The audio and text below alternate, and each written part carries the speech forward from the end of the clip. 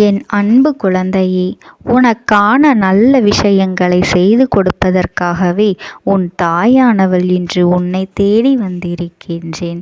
என் தங்கமே, எதை கொடுத்தாலும் கடைசியில் உன் வாழ்க்கை இன்று எப்படி இருக்கின்றது என்பதனை நீ தெரிந்து கொள்வாய்.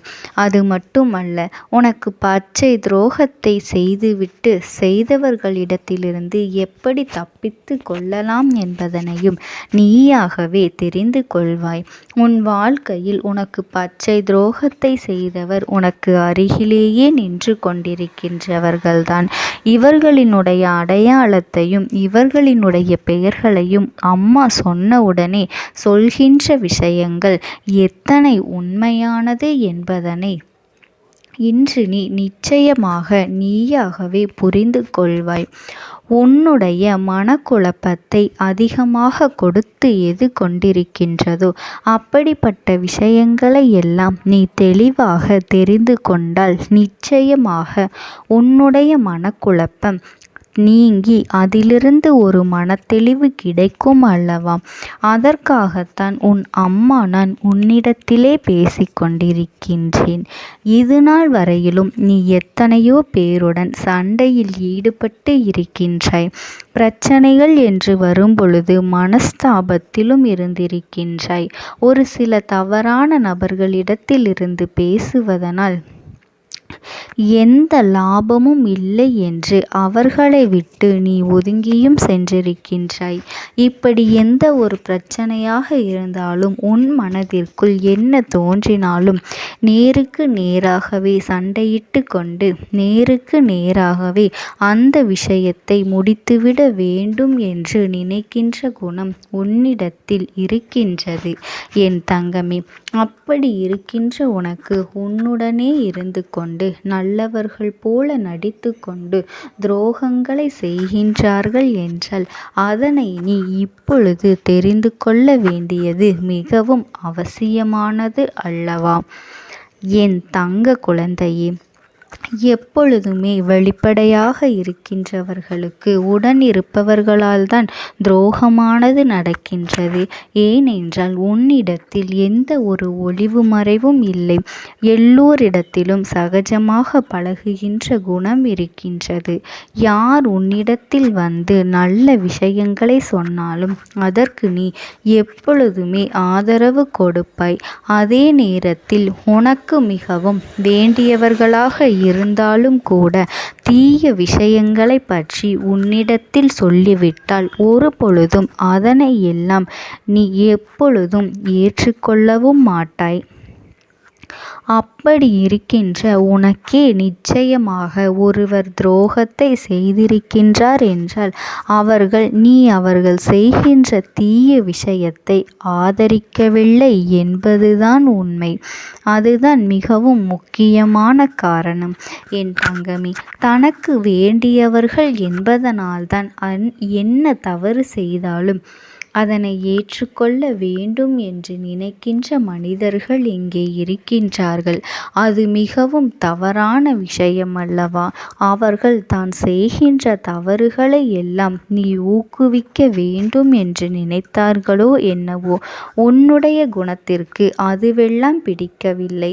அவர்கள் செய்யும் தவறுகளுக்கு நீ உடன்படாததனால் அவர்களை நீ எதிர்த்து செயல்பட்டு விட்டாய்.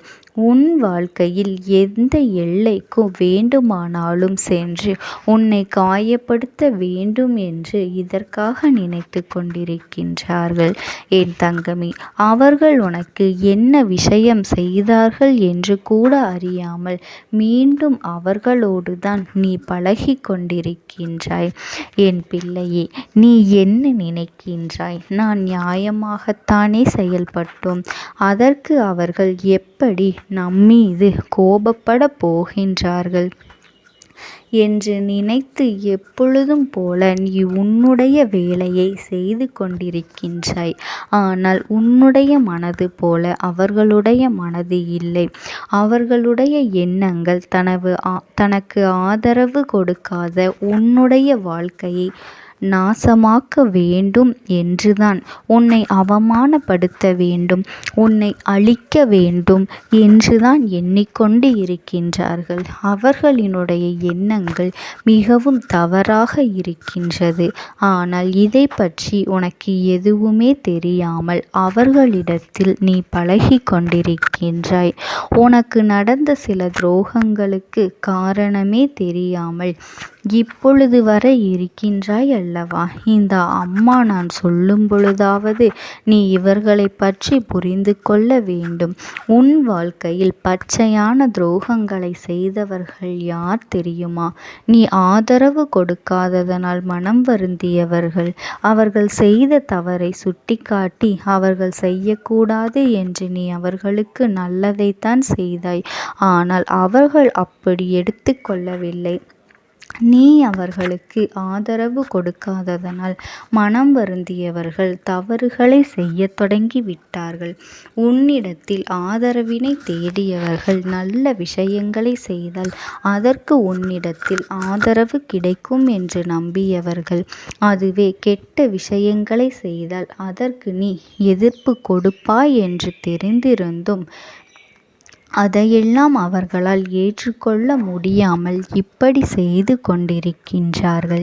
என் தங்கமே, உன்னுடைய மனது என்ன சொல்கின்றதோ, உன்னுடைய மனசாட்சி என்ன சொல்கின்றதோ அதனை கேட்டு நீ நடந்து கொண்டாயானால் என் பிள்ளை, உன் வாழ்க்கையில் இதுவரை நடந்த விஷயங்கள் எல்லாம் உன் மனசாட்சியின் படிதான் நீ நடந்து கொண்டு இருக்கின்றாய்.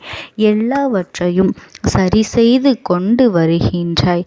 இப்பொழுதெல்லாம் எந்த ஒரு தீய செயல்களுக்கும் நீ ஒரு நாளும் துணை போவது கிடையாது. என் தங்க குழந்தையே, அவர்களினுடைய எழுத்தானது முக்கியமாக பா எழுத்தை நீ எடுத்துக்கொள்ள வேண்டும். இந்த எழுத்துக்களின் பெயர்களை முதல் எழுத்தாக கொண்டவர்தான் உனக்கு சற்றும் யோசிக்காமல் துரோகத்தை செய்து கொண்டிருக்கின்றார்கள்.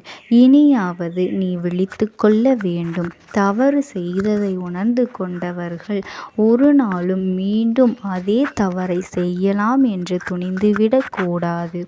என் பிள்ளையே, பொய்களை சொல்லி தப்பித்து கொள்வதை விட உண்மையை சொல்லி மாட்டிக்கொள்ளலாம். பொய்யானது உன்னை மனசாட்சியோடு நிம்மதியாக வாழ விடாது. அதுவே உண்மை உன்னை எப்படிப்பட்ட சிக்கல்கள் கொடுத்தாலும் துன்பங்களை கொடுத்தாலும் உன்னை சாக விடாமல் நல்லபடியாக வாழ வைக்கும் என்பதனை நீ மறந்து விடாதே.